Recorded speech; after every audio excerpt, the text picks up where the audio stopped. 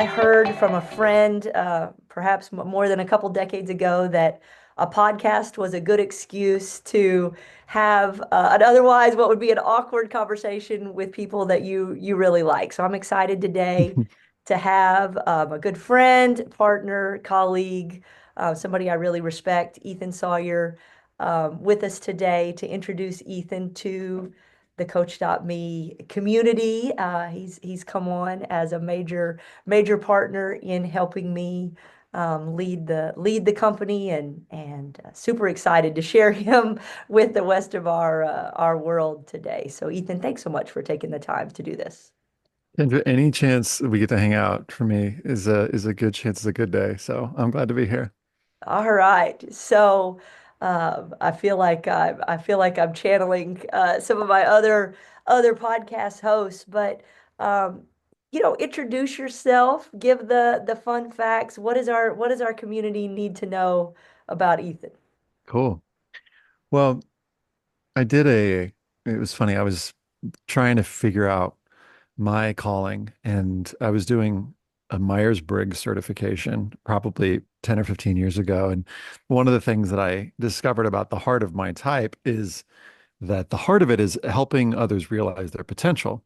And I was sort of like, no, I don't really do that. And then I started to look back through like all my life experiences and the things that I've done. And I was like, oh, that kind of seems like a common thread or theme. And just to give sort of like the brief version, I after I graduated college, I thought I wanted to be a screenwriter and it was basically stealing my best friend's USC screenwriting education. But I got this day job helping students write their college essays. And I just found it so much more fulfilling and nourishing for myself, and I think for others, than working on screenplays. I would kind of feel lonely and sad at the end of a day working on screenplays that nobody would ever see. And yet I felt like rejuvenated and alive and just so much more aliveness working with students. So, over the next few years, I was still sort of in the entertainment field and thinking about going into acting, directing, but I was just had this side gig that I was just like really fired up by. So fast forward, I was like, I should start a blog because I've been saying a lot of the same things to my students, and pretty quickly realized that the way to impact more students was to impact more counselors and coaches. And the blog pretty quickly pivoted to it went from like resources for students to like resources for counselors and coaches. So really for the past I would say, I started in 2003 doing that. So since then, I've been really working on helping create resources to make counselors and coaches' lives easier. And that's grown into a blog that last year we had about 4.5 million visitors to our website, which is, College Essay Guy. And while it presents as a kind of niche thing, like helping students tell the stories of their lives in this particular context, the resources that I'm sharing and the work that we're doing is so much more than that. And I think students come into this process thinking they're quote unquote just going to write their college essay. And then they're being asked about their values and, what are the roles and identities they play in their lives. And of course, I on the side will like ask counselors like, maybe you should try this exercise too on your own just to see what it's like. And they're having discoveries and hopefully. And really, I would say at the heart, the work that I do and that now my team does is about nurturing these relationships that happen, this mentor student relationship, and in the case of the folks that we work with. And it's about creating, I don't think it's too heavy a word to say intimacy, but creating the softer word is connection and creating these moments that sometimes occur in over the course of an hour and sometimes happen in just 5, 10 minutes. And it's how do we create these magical moments of connection that go deep relatively quickly. So that's what I'd say I've been focused on for the last little while. I love it. I love it. And I knew it was obvious to us when we connected again this summer, for you to join the effort at Coach.me. But I think the way you articulated it there should be completely obvious to anybody in the Coach.me community how parallel and how related the company that you've been building and the way that you um, like you said, I'm try not to be too extreme, but try to change the world or put a dent in the universe is through counselors. Mhm. we believe that the way that we put a positive dent in the universe is through coaches. That if we empower coaches, then those coaches are able to show up and support their clients. And I love, again, the metaphor of they think they're just doing an essay, and through the course of just doing an essay, you may wake up and have changed your whole life. I think coaches and even clients in our world think they're just starting with a keystone habit that in some cases may take, less than 30 seconds a day. And holy cow, you may wake up and change your life. So we both um, try to change the world through being of service to others that are trying to change the world. And the end impact often comes in a way that's maybe not obvious, and in a safe way, right? That folks sign up for, and they're looking for a small positive change, and in the end they get something even more powerful. So just hearing you speak, I saw immediately two parallels. So don't bury the lead. Tell us what an amazing success College Essay Guy has been, about your team, about the students that you impact. Brag on your Sure. folks a little bit. Sure.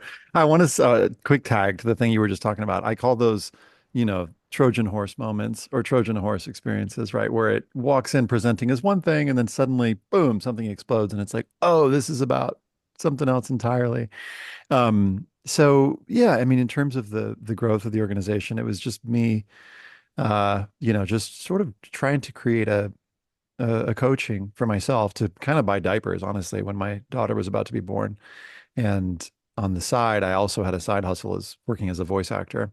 And then I found out pretty quickly that if you're going to be a voice actor, it's a hustle, and you've kind of got to get on the hamster wheel and keep pedaling.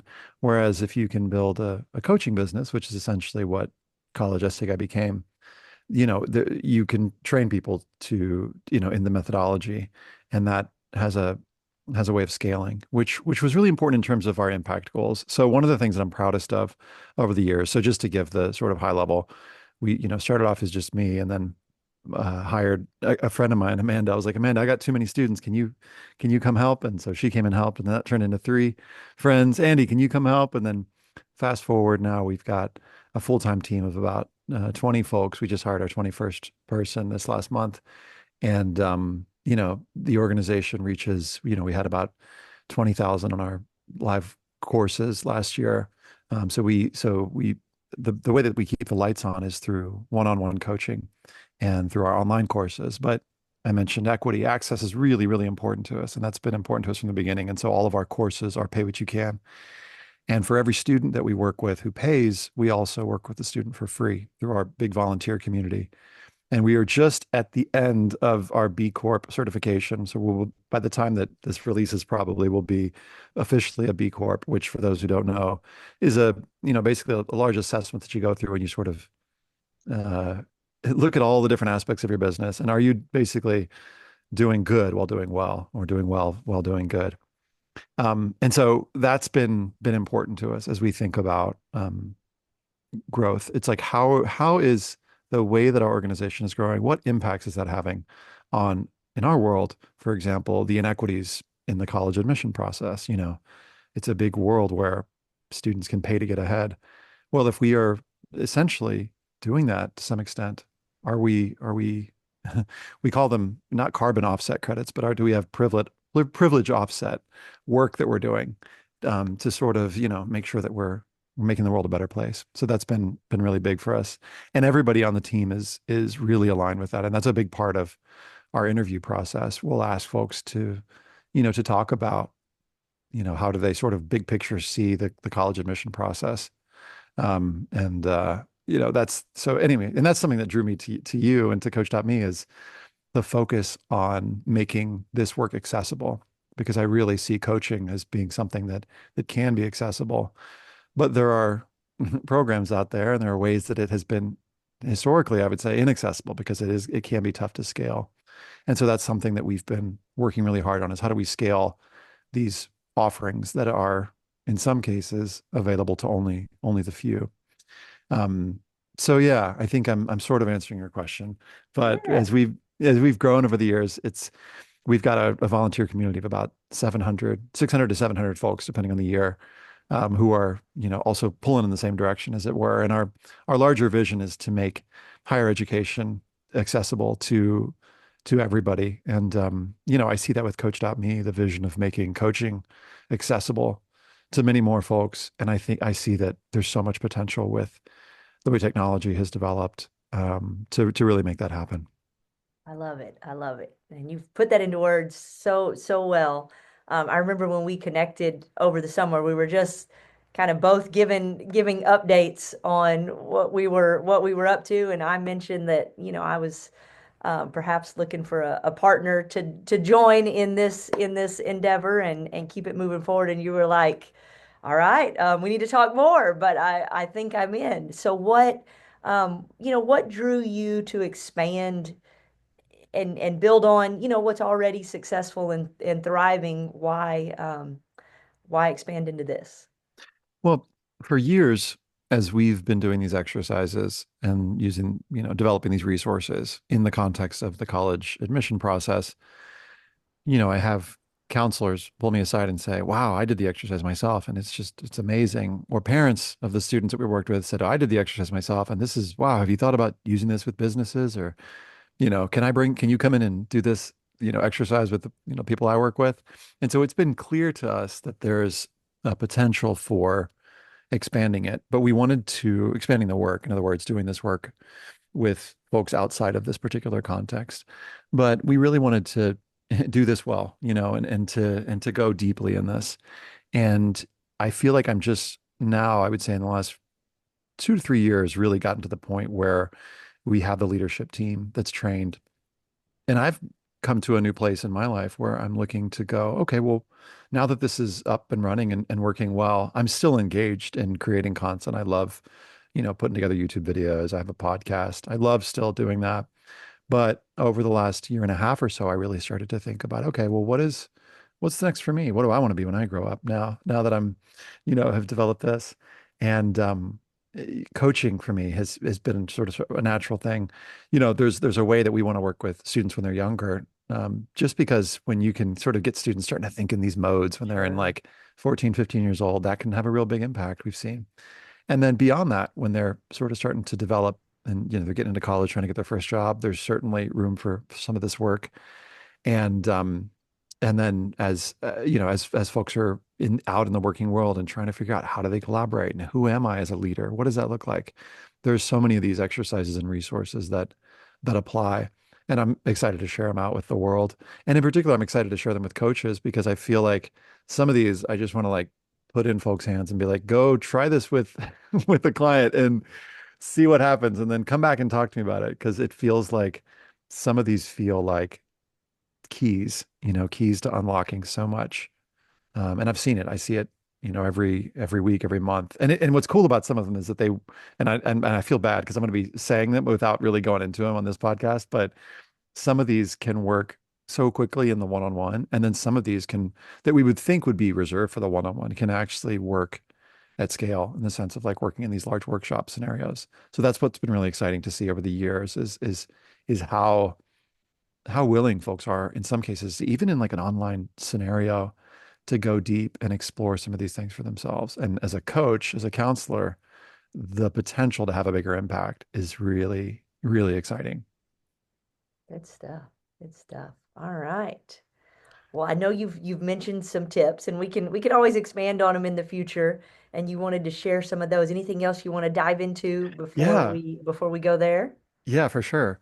Well, let me say some things that I'm really excited about with Coach.me, and then yeah, I'm super happy to, I've got some tips, some things that I've developed over the years that I'd love to just share with folks.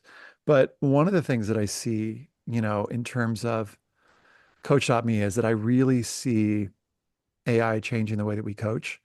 I'm somebody who is not, I have not been sticking my head in the sand. There were moments when I stuck my head in the sand when ChatGPT was first released, I was like, oh my gosh, is this the end of college essay guy? And there was a moment where we were all kind of like, this could be it. And yet what I've seen is the company has actually grown and the need and the desire for people to hire somebody who can walk with them through, again, in my particular world, what's been the college admission process has just increased. And as I've looked at this and I've started to ask folks, what brought you to this? Why are you working with us essentially? And from my program advisors, the conversations they're having, it seems that in the new, let's say the next 5 to 10 years, there will still be a desire for coaching. And in our world, we sort of see three roles. We see the coach role, there's the project manager slash accountability partner role, and then there's like the counselor role. So what do I mean by those? And because I think these three apply to coaching. So as a coach, we do lots of different things. We sort of motivate, we set the plan, ask lots of questions, etc. Then there's like the follow-up, the project manager part, the accountability, are you actually doing the habits? And we could outsource those. And I've tried. I've tried to outsource my things to a habit tracker, and it's kind of worked. But having a warm body, somebody who I know, that little bit of, if you like, I don't want to be motivating by shame or motivated by shame, but that little bit of like, Kendra's Well, just gonna knowing see. another human's on the other side is incredibly powerful. It really is. Totally, Yeah. totally. So that feels important and it feels still valuable. And then I still think there's something that's a little bit chilly about AI. And I don't know if this will change, but I think that there's, AI, at least now, still has limits to its emotional intelligence and can't quite get at some of the deeper concerns that might be unvoiced, and pick up on subtle cues that happen in a conversation. Stuff that you can hear in someone's voice, stuff that you see in their countenance, pauses. And again, AI could get super smart super fast and, be able to pick up on all these things. But there's a kind of coldness when I'm being coached by, a chat bot that just is that shifts when I'm with a human. So it's the thing that I'll call that is like warmth. And so I really am excited for and like feel energized, tons of energy for continuing to capacitate, coaches and share lots of resources that can help folks on the individual level and help folks as they go back to their organizations, their collectives, help improve the world and make it better on a much bigger scale. All right. I love it. Yeah. So We often think, I think AI is not going to replace the coach, but AI can sure help the coach be a better coach. And that's where we're thinking about how do we build that into the platform. All right. So let's jump into some of your tips or thoughts for coaches. And we can always go deeper sometime, but just a taste of kind of the three main things you think about in coaching coaches. yeah, for sure. Well, one of the things that has been become evident to me over the years is when I think about like year one, when I was like trying to get started and think about how do I let people know that I've got some good stuff to share. It was creating content and then it was creating blogs. Eventually it expanded to other things. But when I thought about how can I do this in the most efficient, effective way, the question that I would ask folks to consider is asking, how can I create content that I can use, that I can double or triple use, the way that I call it. So an example of this, and I took a page out of Tim Ferriss's book for this, is I was like, well, I know that I want to write a book. And I was like, how do I keep myself motivated? And so, well, I was like, well, let me create a course. And I created the course and the bullet points. And I had some of the content created, but I sort of put it out there that, hey, I want to create this content. And I knew for a 4 week course, I'd have to be motivated to, get the content ready. So each week I was about 2 weeks ahead of my, my cohort. They didn't know this. It was about 10 years ago. They didn't know this, but I was about 2 weeks ahead in creating the content that would eventually get taught in the course. And that content ended up becoming great for blog posts. It ended up becoming great for content for podcasts, and then eventually created a book. And so I was treating it as, something that I could use in 3 or 4 ways. It also was content for YouTube videos, for social media. So I think sometimes we can limit ourselves by thinking, oh, this is just going to be a blog, and reusing it. People don't mind. I don't have a ton of people, even those who take my courses, that are like, well, you put this in your blog, if a piece of it's in the blog, great. But really just finding motivate for me, it was like creating the course helped me find the motivation to create all the stuff because it had that sort of built-in accountability partner-ness. But before you know it, if you're creating, big stuff like this, it could be that you've got a much larger piece of content. So that's sort of like my hack for how to write a book is really just teach a course. I will say a side note for those folks who feel intimidated by doing video, not everyone has to do video. And try it and see how it goes. You might find that you totally love it and want to learn it. But having worked with a bunch of people on my team and tried to like, some folks are like really take to video and they kind of push past the self-consciousness. But other folks, they're just like, I just don't know if this is how I want to spend my one wild and precious life, to quote Mary Oliver. So I just want to like relieve that pressure if anybody's listening and know that like you don't have to create content. There are plenty of personal brands, Brene Brown, Cal Newport that were built mostly on writing. If, for example, writing is your jam. And certainly that's going to change with AI. But I just want to relieve pressure for anybody who's feeling like they have to do video. Another one is like my one of the things that I was nervous about is giving away too much, as it were. Hmm. And I had a mentor whose name is Stephen Antonoff. And I said, hey, I've got this great exercise, but if I give away this exercise, I'm worried that, and he kind of stopped me and he's like, Ethan, he said, I never forgot when he said this. He said, you can give it all away and it's still not you. And I thought, there's something in me settled when I heard those words. And so I think that inspired me to take my best stuff, the stuff that I would, reserve ostensibly for my highest paying clients and put it as the opt-in. Because there's this psychological thing that folks do, and they're like, wait a minute, if he's giving this away, what's behind door number two? What if I work with this person? So I just want to encourage folks to not necessarily save all of that stuff because putting it on the front page, I think can be much more useful. And for me, in terms of my impact goals, it's one going to help more people. And the funny thing the way I'll say to my team sometimes is like, what's the worst that could happen? Hmm. Someone's gonna improve their lives. Another quote that I'm reminded of is from Anne Frank, who said that I think this is attributed to Anne Frank. She said, "No one ever went poor from giving." So that's sort of a part of our ethos is giving more than we're asking. Um, and then another one is thinking about, and this is from a course that I took, who are the 20 biggest influencers in your niche? Hmm. Make a list and then ask. Sometimes, folks might be tempted to ask, well, how could I partner with this person? I'm allergic to these, hey, let's partner emails, having built this thing, let me pick your brain for, can I buy you coffee? I know that, the marketing books say, ask, you never know. And I guess that's true. But I would say the more specific advice I would give is create a thing that might be incredibly useful to this particular influencer or their population of folks that they reach. And then just give it to them, share it with them for free and say, hey, I've got this thing. And if they're excited by it and there's somebody who's, looking for great stuff to share, if they're probably looking for content, tools, resources, give it to them. And, that rather than, for example, saying, how could we partner? Because sometimes that conversation is just so nebulous and swimmy. And usually I'm like, I don't know how we could partner. And I usually put off those conversations. So just be of use, I would say. Such a Um, great point. yeah. And that reminded me when I started Habit Chef, which was my original kind of deep dive into habits. And man, we are in the 2000 aughts, way back then. I would break down people's what I could research about them and break down their habits this was before it was cool.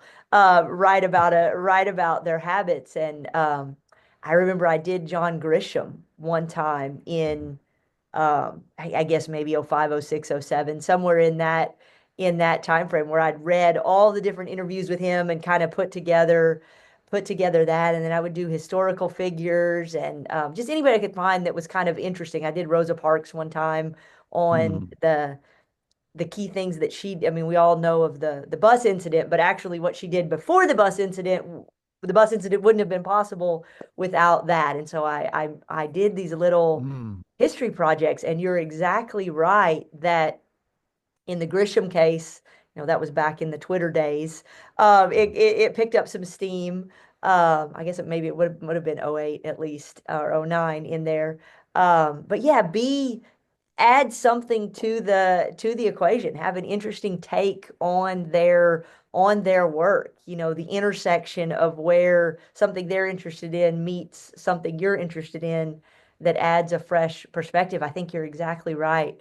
That it almost can't help but be interesting when you do that. That's such a great point. And Lydia would be cheering big. We're recording this at an hour, middle of the night for Lydia. Sometimes it's really hard to get calendars to all align, but she would be cheering right along with the document, don't create, bring value, and be consistent in showing up, and that's how our clients will find us and want to work with just us. To your point, they want to work with just the coach that they resonate with. So, well, thank you for sharing, bringing the value. I was, when we first planned this conversation, I just wanted to introduce you to the community, let folks know that you were a part of our leadership team, part of our board of directors, and really helping us to shape